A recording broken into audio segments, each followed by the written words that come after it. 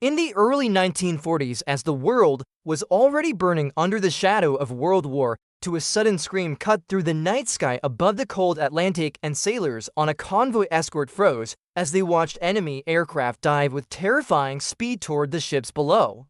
This was a moment repeated across oceans and cities, where the future of the war seemed to hinge on whether defenders could stop an enemy that moved faster than human reaction.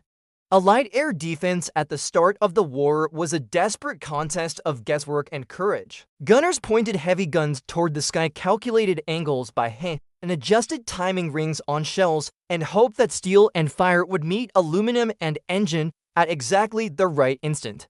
Most of the time it did not. Aircraft were small, fast, unpredictable, and often invisible until the last seconds. Anti-aircraft fire filled the sky, yet planes slipped through, dropping bombs and torpedoes with devastating accuracy. Losses mounted and morale suffered. The science of air warfare had advanced faster than the science of stopping it. During one seemingly routine naval engagement in the Atlantic, an escort commander noticed something that would have sounded impossible just months earlier.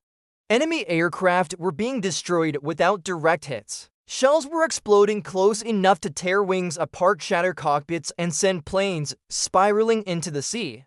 Sailors whispered that luck had finally turned, but seasoned officers knew luck did not suddenly improve across multiple ships at once. Something fundamental had changed in air defense. To understand why this moment mattered, it is important to grasp how desperate the situation had been. Early World War II anti-aircraft warfare relied on mechanical time fuses that had to be set before firing. Gunners estimated the speed, altitude, and direction of an aircraft, then guessed how long it would take for a shell to reach that point in space. If the estimate was off by even a fraction of a second, the shell exploded harmlessly behind or ahead of the target. Direct hits were even rarer since aircraft were small and constantly maneuvering. Naval battles against dive bombers and torpedo planes were especially deadly. Ships could not dodge easily, and every missed shot meant another chance for the enemy to strike. In cities, the problem was just as severe. During the Blitz over Britain, anti-aircraft guns fired thousands of rounds per aircraft destroyed. The sky glowed with explosions, yet bombers pressed on. Ammunition shortages grew, and commanders questioned whether air defense could ever catch up to offensive air power. Across Allied command rooms, the same question echoed quietly: could aircraft actually be stopped, or was air supremacy destined to belong forever to the attacker? Then reports began to circulate among American naval forces. In 1942 and 1943, escort carriers and destroyers claimed higher kill rates against attacking aircraft. Convoys that once suffered repeated losses now survived with fewer casualties. In one Atlantic convoy action, German reconnaissance planes probing the formation were suddenly torn apart without visible direct hits. Observers described shells bursting near targets with uncanny timing. Gunners themselves were confused because they had not changed their aiming techniques. The guns were the same, the crews were the same. The enemy aircraft were flying similar attack profiles. Yet the results were dramatically different. Behind the scenes, a quiet revolution in military technology was unfolding. It was not a new gun or a larger shell or a more powerful explosive. It was something hidden inside the ammunition itself. A device so small and so secret that most of the men firing it had no idea it existed. This breakthrough would become one of the most important American technological achievements of World War II air combat. It transformed naval warfare, protected cities, and later proved decisive against new threats like the German V-1 flying bomb and Japanese kamikaze attacks. Yet at the time it was cloaked in secrecy so complete that even Allied commanders were told only what they needed to know. The United States military understood that if the enemy learned of this innovation, they would rush to copy it or develop countermeasures. As a result, official reports spoke vaguely of improved gunnery or better training. The true reason remained classified. This secret weapon did not look dramatic. It did not roar or shine or dominate headlines. But its impact rippled across every theater of war. It quietly shifted the balance between attacker and defender in the sky. In that cold Atlantic night, the sailors were witnessing the first widespread effects of a technology that would save countless lives and alter the course of air defense history. Long before that Atlantic night revealed a quiet shift in the balance of air combat, militaries around the world had struggled with the same brutal problem. How do you hit something that moves faster than human reflex and three-dimensional space allows? From the early days of World War I, aircraft had already proven that the sky could not be ignored. Yet for decades, the science of anti-aircraft warfare lagged behind aviation itself. Guns grew larger, shells more powerful, and predictors more complex, but the core limitation remained unchanged. Every round depended on either a direct impact or a precisely timed explosion. Both demanded near perfection in the chaos of battle. Traditional mechanical time fuses were marvels of precision engineering for their era, but they were unforgiving. A gun crew had to estimate altitude, speed, and direction, then set a fuse by hand. Even with radar-assisted predictors later in the war, tiny errors multiplied. Wind turbulence, evasive maneuvers, and simple human reaction time made perfect timing nearly impossible. A shell exploding too early wasted its energy. Too late, and the aircraft had already passed. Against fast-moving dive bombers and Learjet-assisted concepts, the window for success shrank further. Across Europe, Asia, and America, engineers dreamed of a solution that could remove timing from human hands entirely. The idea was simple in theory: a shell that could sense when it was close to an aircraft and detonate automatically. Such a proximity-based fuse would not require a direct hit. It would explode when it came near enough to shred wings, control surfaces, or the cockpit with fragments. This concept appeared in patents and laboratory discussions as early as the 1920s, yet most military experts dismissed it as fantasy. The technology of the time could not support it. The challenges were overwhelming. Any device inside an artillery shell had to survive acceleration forces tens of thousands of times greater than gravity when fired. It had to function reliably at extreme temperatures and vibrations. It needed its own power source, and it had to fit inside a space no larger than a flashlight. On top of that, it had to distinguish an aircraft from clouds, birds, or the ground below. European powers explored variations of this idea in the interwar period. British scientists discussed radio-based detection concepts. German engineers examined magnetic and optical triggers. Japanese researchers considered acoustic solutions. All encountered the same wall. Components were too fragile, too large, or too unreliable. Vacuum tubes shattered, batteries failed, and false triggers were constant. In military trials, shells either detonated immediately after firing or not at all. The conclusion seemed unavoidable. Proximity fuses were theoretically elegant, but practically impossible. As World War II erupted, these doubts hardened into doctrine.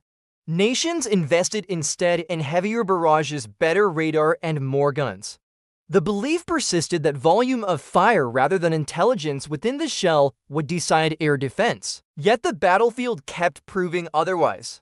In 1940 and 1941, German aircraft over Britain absorbed enormous anti-aircraft fire with limited losses. In the Pacific, Japanese dive bombers penetrated American defenses with alarming success. Reports from naval commanders described firing thousands of rounds per aircraft destroyed. Ammunition consumption reached staggering levels. Industrial planners worried that shell production alone could not keep pace with demand. Some officers quietly revisited the old idea of a self-acting fuse. Could advances in electronics make the impossible possible? The answer depended on a convergence of technologies that had only recently matured. Miniature vacuum tubes, improved radio circuits, compact batteries, and mass production techniques developed for civilian radios hinted at a breakthrough. Still, skepticism ruled. Even within scientific circles, many believed such a device could never withstand a brutal launch of naval artillery. One American ordnance officer reportedly remarked that expecting delicate electronics to survive inside a fired shell was like throwing a watch into a hurricane and asking it to keep time. Yet desperation breeds innovation. As Allied shipping losses mounted and air attacks intensified, the cost of failure became too high to ignore unconventional ideas. What had once been a speculative dream slowly returned as a classified research priority. Behind closed doors, scientists revisited every assumption. They asked not whether proximity detection was perfect, but whether it could be good enough. Could a shell that detonated within several meters rather than centimeters of an aircraft change the equation? The math suggested it could. Fragmentation patterns meant that even near misses could be lethal. If such a fuse worked even part of the time, it would dramatically increase kill probability. The challenge was no longer philosophical, it was engineering. And somewhere within American laboratories, a group of researchers were about to prove that decades of doubt had underestimated what was possible. In the early 1940s, as the United States prepared for full-scale involvement in World War II, a quiet alliance of science, industry, and military command began to form around one classified objective. The breakthrough that many believed impossible would now be pursued with unprecedented urgency. The catalyst came through shared Allied intelligence. British researchers had already taken tentative steps toward a radio-based proximity fuse, but lacked the industrial capacity to perfect it under wartime pressure. When the United States entered the war, this knowledge crossed the Atlantic under the highest secrecy. American scientists immediately recognized both the potential and the risks. If the enemy captured even one functioning device, the advantage could vanish overnight. The project was compartmentalized, given innocuous code names, and shielded from most of the military. At the center of the effort were American physicists, engineers, and industrial partners coordinated through institutions such as the Applied Physics Laboratory at Johns Hopkins University.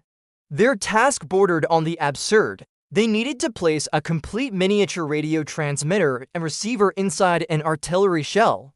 It had to power itself, sense reflected signals from nearby aircraft, and trigger an explosion at precisely the right moment. All of this had to survive launch acceleration exceeding 20,000 g-forces, spin rates of thousands of revolutions per minute, and violent temperature changes from storage to firing. Early prototypes failed spectacularly. Vacuum tubes shattered, circuits shorted, and batteries drained before the shell ever left the barrel. But progress came through relentless iteration. Engineers redesigned tubes with thicker filaments, shock-absorbing mounts, and compact geometries. Battery chemists developed reserve power cells that activated only after firing using centrifugal force. Radio engineers refined simple yet robust oscillators that could detect changes in signal reflection caused by nearby metal aircraft. Each problem solved revealed another waiting behind it. Even when the electronics worked, another threat loomed: false detonation. Shells passing near waves, clouds, or even their own ship's superstructure could trigger premature explosions. Extensive testing followed using aircraft flybys, test ranges, and naval guns. Data poured in and algorithms were refined mechanically rather than digitally, since computers did not yet exist. The fuse became smarter not through computation, but through clever physical design. The final versions were astonishingly simple and reliable. By 1940, limited production began under the strictest secrecy. Shells equipped with the new fuse were shipped to naval units with instructions that did not reveal their inner workings. Crews were told only that these were special rounds to be used under specific conditions, and that unexploded shells must never fall into enemy hands. In fact, ships were ordered to jettison remaining rounds if capture seemed possible. The first combat deployments exceeded expectations. Naval reports showed dramatic increases in aircraft kills with fewer rounds fired. Against dive bombers, the proximity fuse proved devastating. Shells no longer needed to intersect the aircraft directly. Near passes were enough. Fragmentation shredded control surfaces, engines, and pilots. In the Pacific, this technology would later become critical against Japanese kamikaze attacks, where seconds meant the difference between survival and destruction. The United States Navy quietly expanded use across the fleet. The Army soon followed, adapting the fuze for land-based anti-aircraft artillery. It played a decisive role in defending against the German V-1 flying bomb campaign in 1944. British and American gunners suddenly achieved kill rates that had once seemed impossible. Publicly, commanders credited improved radar and training. Privately, they understood that a revolution had occurred inside the shell itself. Industrial-scale production followed, with companies like RCA, General Electric, and Crossley manufacturing millions of units. Quality control was relentless because even a small failure rate could cost lives. By the end of the war, proximity fuses were used not only against aircraft, but adapted for artillery ground bursts and later innovations. Yet their existence remained classified until after the conflict. Many soldiers who benefited from the technology never knew it existed. This was intentional. The weapon worked best when the enemy did not know how or why defenses had suddenly become so deadly. What began as an idea dismissed for decades had become one of the most successful applied physics projects in military history. By the late stages of World War II, the quiet impact of this American technological breakthrough was impossible to deny that if its name remained unspoken. Across the Atlantic and Pacific theaters, air combat outcomes had shifted in subtle but profound ways. Allied ships survived attacks that would have been catastrophic just a year earlier. Cities endured fewer successful bombing runs. Artillery units reported unprecedented effectiveness. Yet when the war ended and histories began to be written, this secret weapon faded into the background, overshadowed by more visible symbols of victory like aircraft carriers, strategic bombers, and atomic weapons. The proximity fuse had reshaped warfare, but it had done so invisibly. Its greatest success lay in what did not happen. Ships not sunk, cities not destroyed, crews not lost.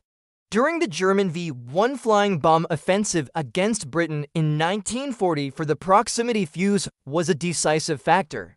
Early attempts to shoot down the pilotless missiles had dismal success rates. Once proximity fuses were introduced, kill rates soared. The skies over southern England became killing fields for the flying bombs. Historians later calculated that thousands of civilian lives were saved as a direct result. In the Pacific, the same technology blunted the terror of kamikaze attacks.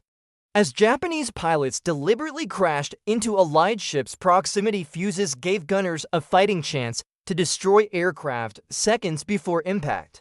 Even near misses could deflect planes enough to prevent catastrophic strikes. Naval commanders credited these shells with preserving fleet strength during some of the most dangerous moments of the war. After 1945, the weapon slowly emerged from secrecy. Official reports acknowledged its existence, but political narratives and national pride complicated the story. British contributions were emphasized in some accounts, American industrial achievement in others. The collaborative Allied nature of the breakthrough became blurred. At the same time, the dawn of the Cold War shifted attention to nuclear weapons, rockets, and jet aircraft. Compared to these dramatic technologies, a small electronic fuse seemed mundane. Yet military historians and scientists later recognized it as one of the most important inventions of the conflict. General George S. Patton famously called it one of the three most decisive Allied innovations of the war, alongside radar and the atomic bomb. The proximity fuse represented a turning point in automated warfare. It showed that intelligence could be embedded into weapons themselves. This principle would later evolve into smart munitions, guided missiles, and modern air defense systems. Its legacy lives on in every sensor-fused munition used today. Still, its story remains underappreciated outside specialist circles. The secrecy that protected it during wartime also erased it from public memory. There were no dramatic photographs, no victory parades, no single inventor to celebrate. Instead, there were countless quiet moments, like that Atlantic night when sailors survived because a shell exploded at exactly the right instant. This forgotten revolution reminds us that history is often shaped not only by what we see, but by what remains hidden.